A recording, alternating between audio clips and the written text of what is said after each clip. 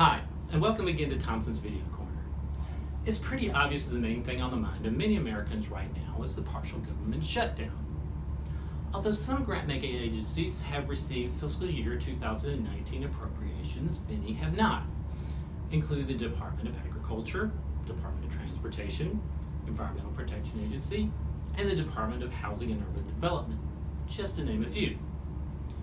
Because of this lack of appropriations, these agencies not only can award new grants, but they also can conduct normal grants oversight procedures, such as issuing prior approvals and receiving grant financial and performance reports. This really doesn't bode well for grant projects, and we would hope that the White House and Congress can eventually reach some kind of agreement to get the full government back up and running.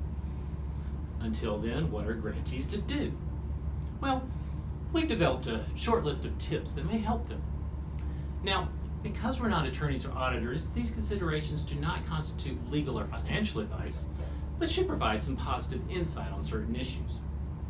First, because some agencies, such as the Departments of Labor and Veterans Affairs, have received appropriations, grantees should determine whether their programs are actually affected by the shutdown. Second, some agencies affected by the shutdown have provided recipients with instructions on what to do during the shutdown.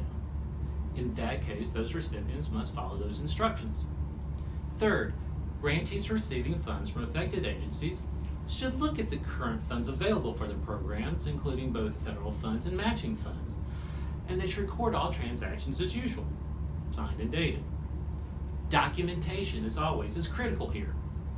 When the shutdown ends, the grantee will be better able to respond to the agency's instructions for submitting those reports.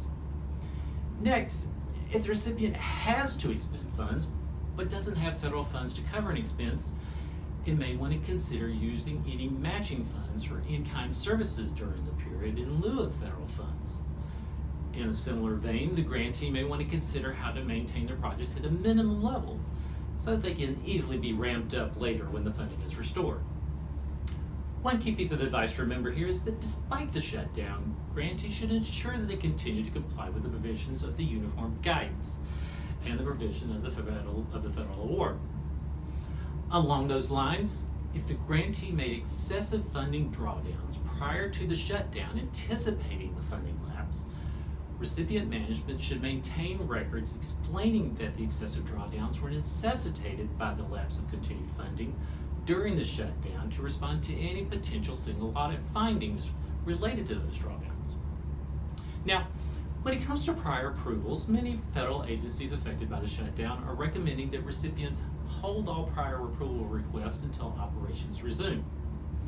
In addition, many agencies have issued contingency plans to deal with the shutdown, and grantees are encouraged to review those plans at the website listed here to determine how their program will be affected. Lastly, if an entity plans to take an action that does not conform to the Uniform Guidance due to the unusual nature of the lapse of funding in the partial shutdown, it should discuss such actions with a single auditor and may be able to provide some advice.